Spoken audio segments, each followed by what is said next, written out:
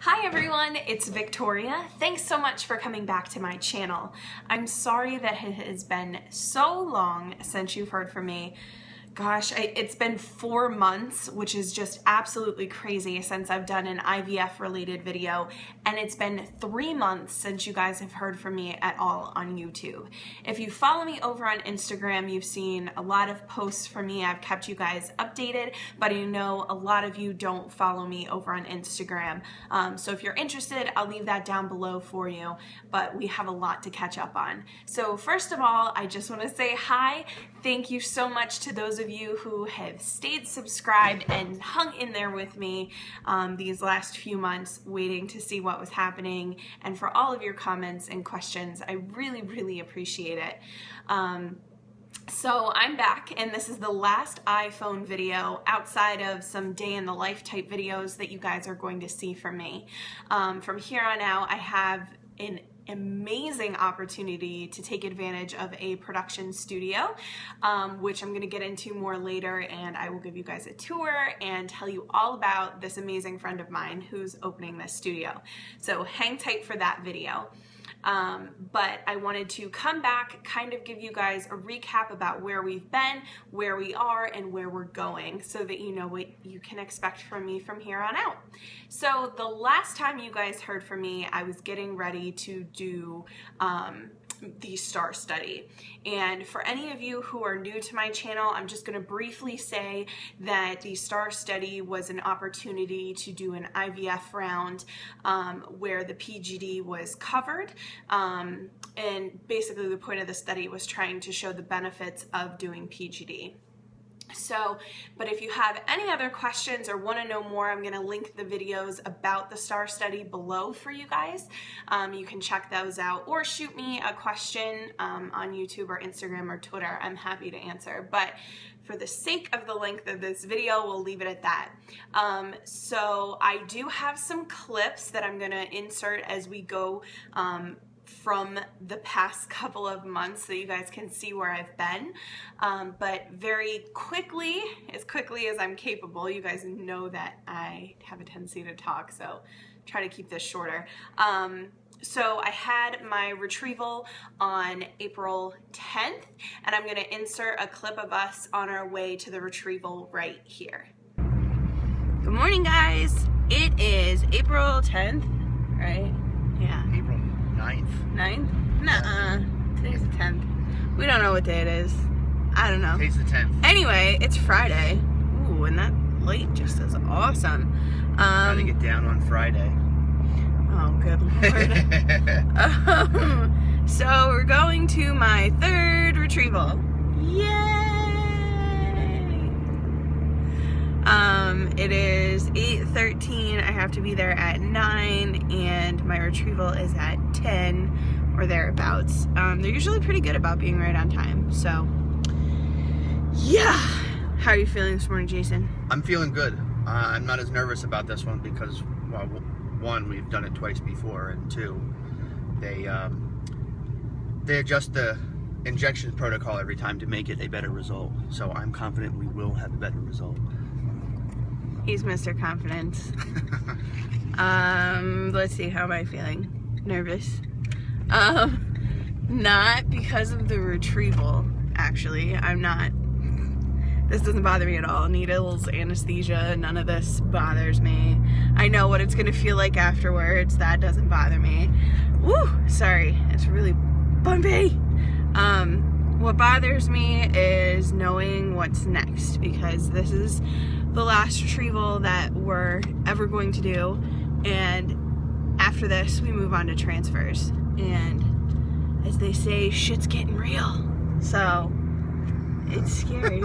Are you really laughing at me right now? I am laughing at you. He thinks he's so funny. Anyway, so I will talk to you guys some more when I get to the hospital. I'm just gonna try to relax and zen for a little while. So I'll see you soon. Bye. So that clip that you saw was Jason and I on April 10th on the way to my retrieval.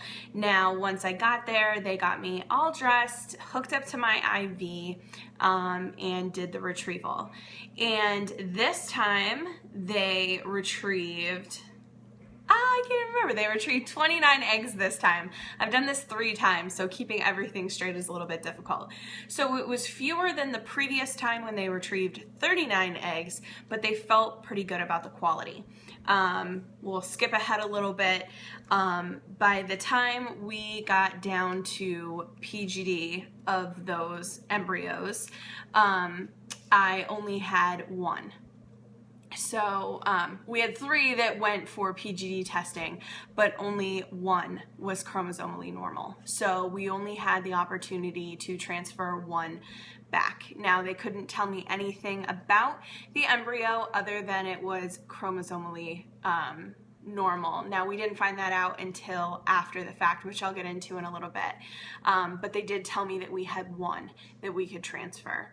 So transfer day was scheduled for June 5th, obviously a frozen embryo transfer. And I'm going to do separate videos on this because there's a lot that happened during that cycle to set up for transfer.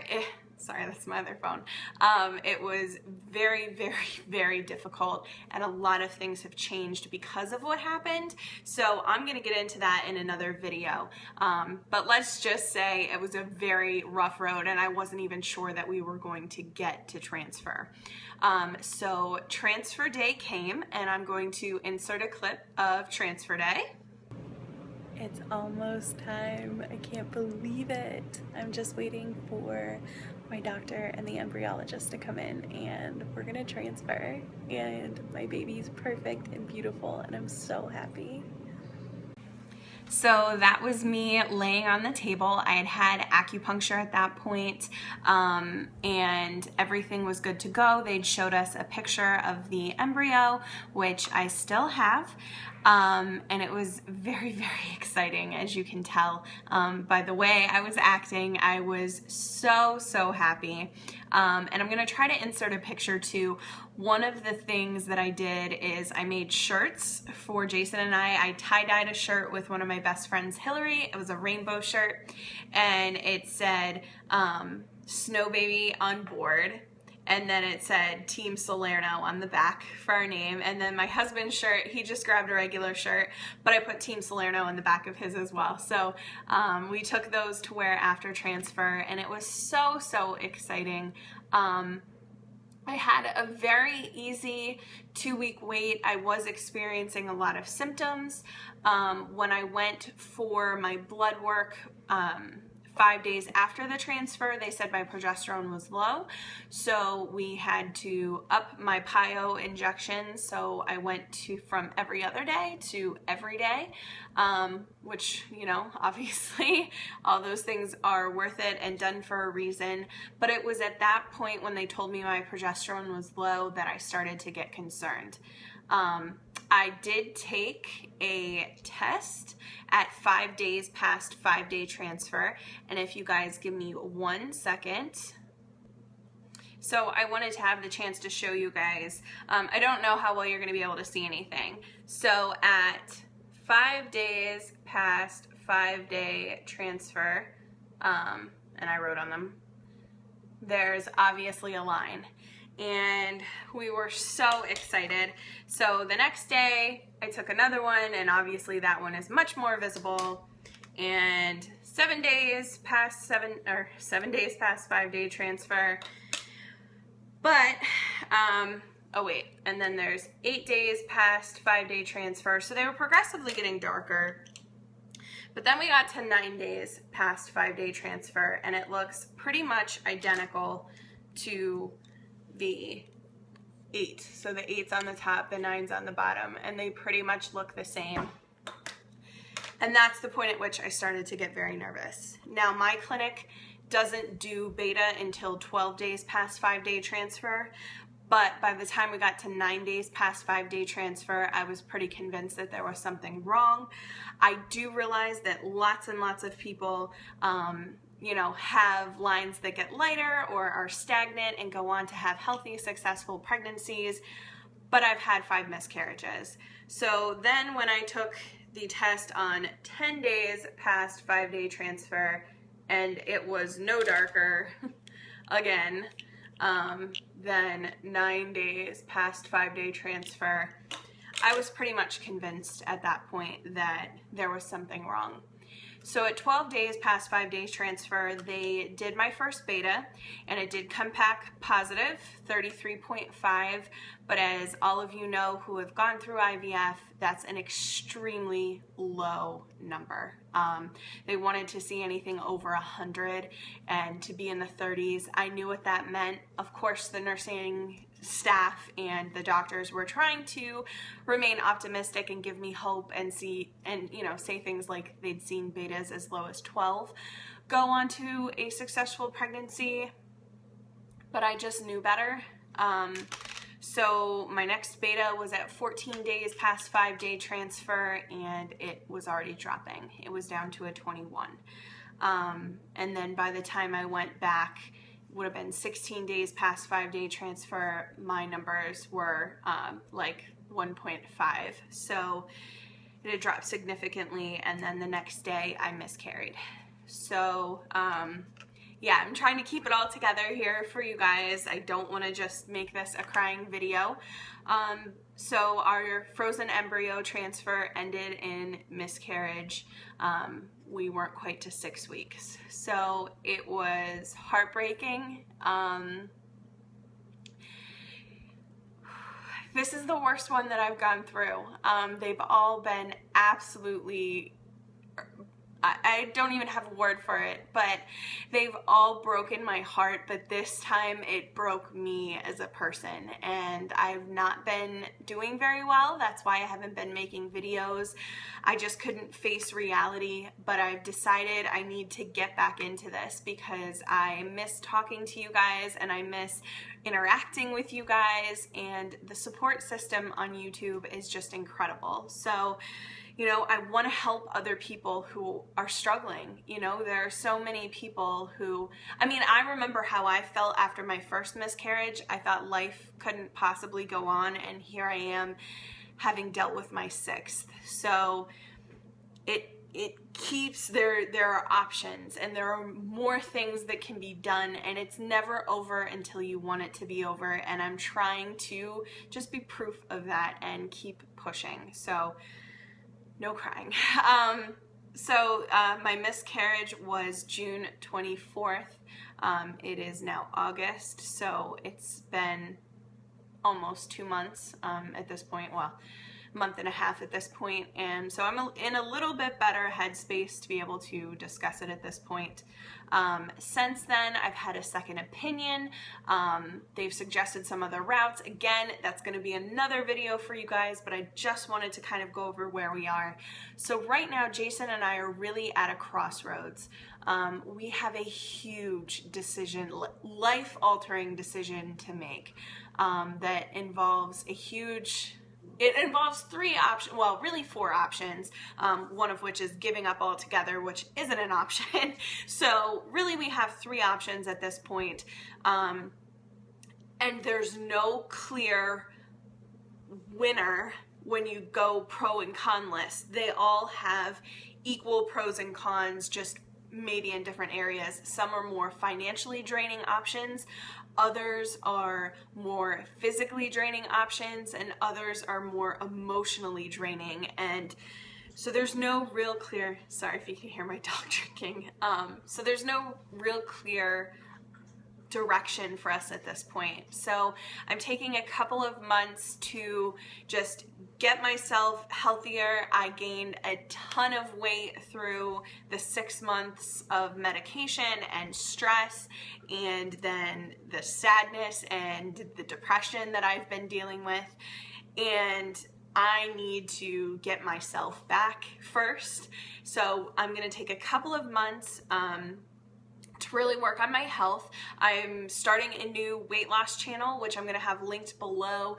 Infertility Warrior Tori is the YouTube channel, but like I said, I'll link it below. I'm going to have a video on there almost every day. My goal is every day, but some nights I work till midnight, so those nights it might not be possible. But starting next week, I'm gonna have a video every day on that channel going through my weight loss regimen, what I'm doing, what's working, my frustrations, meal plans, all those kinds of things, so you guys can check that out if you're interested or just want to cheer me on, or maybe you need some motivation and we can motivate each other. So that's happening. In the meantime, the second opinion doctor wants me to have an I almost said HCG, an HSG done and a ton more blood work. So I'm going to be getting those things done. So there's still a lot to report on. There's a lot of content that's going to be coming your way about where we've been, where we're going. I want to do some videos with Jason where we're discussing our options and sharing with you guys from his viewpoint, you know, kind of where we've been and how he's feeling. So if there are any video requests that you guys have, please leave them down below. I'd love to do them for you guys. I've missed being here. And like I said, this will be the last iPhone video on this channel other than some day in the life, because my amazing friend Andrew has a YouTube studio now. That's just one facet of his new business, and he's ready for me to be able to start coming in and filming videos. So I'll have a full green screen production, lighting, microphones, the whole nine. So the video quality is just going to get better from here on out for you guys, and I'm going to have a whole lot of new ways to share content with you instead of trying to use the capture app on my iPhone. So you guys can look forward to that. I'm going to link all of Andrew's information down below too, so you guys can check him out and support him. He's an incredible person and an amazing friend, so I'm very appreciative. So that's where I've been. That's where we are, and stay tuned. My next video, I'm going to talk about the retrieval process and everything that happened. Then I'm going to do another video on the frozen embryo transfer cycle and everything that happened, and then there'll be another video about the 2-week wait and everything that happened there and the miscarriage. And then I want to do a video on the second opinion. So as you guys can see, there's a lot coming. I don't want to sit here and just keep spouting to you. So that's it for today. Make sure you follow me on Instagram and Twitter. I update there constantly, so that's a really good place to get a hold of me, and I'll leave that stuff down below too. And I'll talk to you guys in my next video. Bye!